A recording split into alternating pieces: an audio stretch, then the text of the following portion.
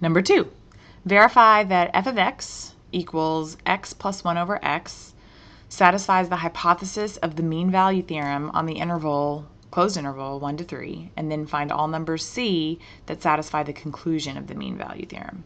Okay, well, the hypotheses of the mean value theorem are that you are continuous on a closed interval and differentiable on the open interval.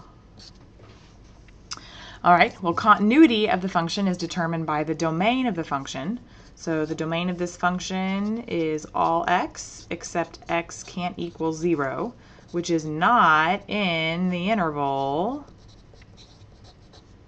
1 to 3. So therefore we are continuous on the interval 1 to 3.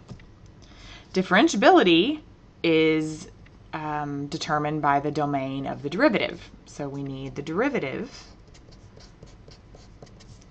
All right, to find the derivative of x plus 1 over x, I'm going to write that as x plus x to the negative 1.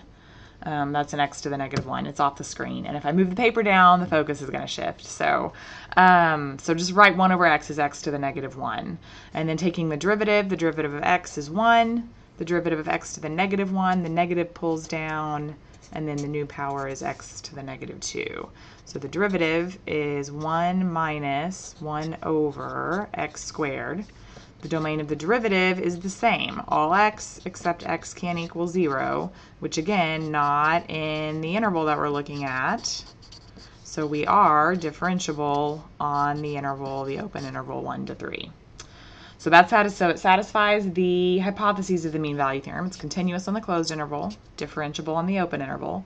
So the conclusion of the mean value theorem says that there has to be a number c that's in the interval 1 to 3, so that the average rate of change of the interval, f minus 3 over f of 3 minus f of 1 over 3 minus 1, your slope, f of 3, y2 minus y1 over x2 minus x1, has to equal the instantaneous rate of change at some point. All right, well, f of 3 is equal to 3 plus 1/3 minus f of 1, which is 1 plus 1, over 3 minus 1, which is 2. The derivative evaluated at c is 1 minus 1 over c squared. So we need to get this number and then solve the equation. Okay, for time and space sake, because I don't have a lot of space left on the paper, the average rate of change ends up being 2/3 when you simplify this fraction here on the left-hand side. So we're looking for where 2/3 equals 1 minus 1 over c squared.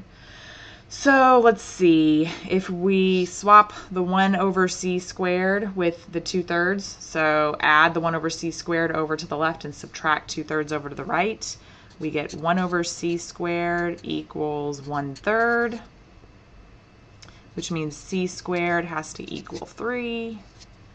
Take the square root of both sides, and you get plus or minus square root of 3, but we're only interested in the solution on the interval 1 to 3, so the negative isn't in there. Square root of 3 is a little bit bigger than 1, just a little bit less than 2, which is in the interval. So the value that satisfies the mean value theorem is square root of 3. At x equals square root of 3, the instantaneous rate of change of this function is equal to the average rate of change over the interval.